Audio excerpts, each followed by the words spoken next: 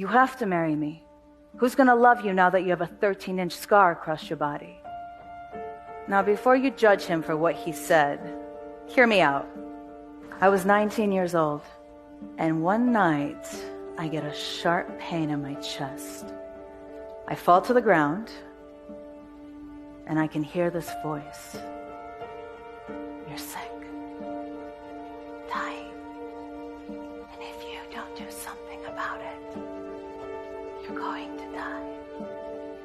The next day, I'm in my family practitioner's office, Dr. Martin.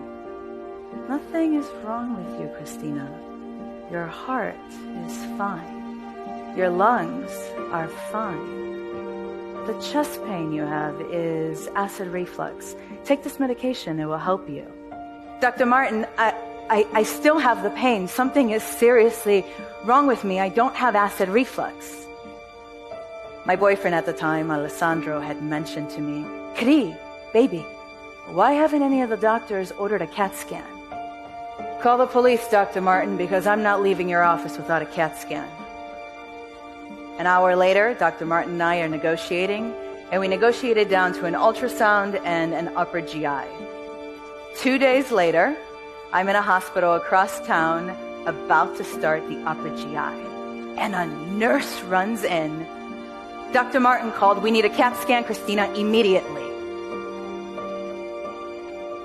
3 hours later, Dr. Martin called my parents to say, Christina has pancreatic cancer and 6 months to live. 3 weeks later, I'd become one of the youngest pancreatic cancer survivors in the world. I had a Whipple surgery, which entails the removal of 5 of my organs, completely or partially. I was in the hospital for another 3 weeks, and then I was released with a 13-inch scar across my body. And I thought the hardest part was over. I was in the cutest relationship at the time with Alessandro. I mean, the cutest relationship you can possibly be in at 20 years old. It was pretty difficult for him to watch me face cancer. And he thought the best way of never losing me again was to get married. I'm now 20, having an identity crisis, and I was like, oh, no, not right now. He got upset and scared, and he said, but Cri, you have to marry me. Who's gonna love you now that you have a 13-inch scar across your body?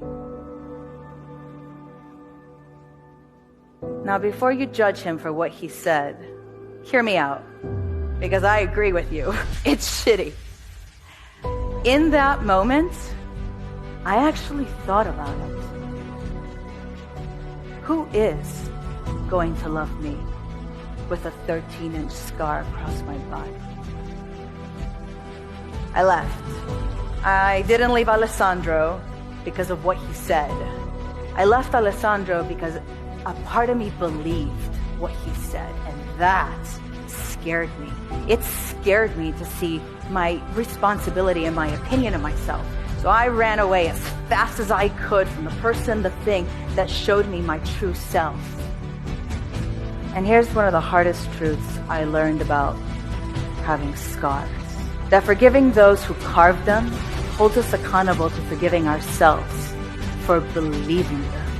And it came down to this for me. I had to take responsibility for my inner voice. Every single day I had a choice to either be constructive or destructive with my thoughts, my actions, my opinions of myself. This was all birthed out of one non-negotiable that I had. I didn't want to be the woman who thought her 13-inch scar was ugly. And even though I didn't believe it was ugly 100%, I didn't believe that it wasn't 100%. My 13-inch scar is the sexiest thing about me. And whatever it is that you are ashamed of, it can become the sexiest thing about you.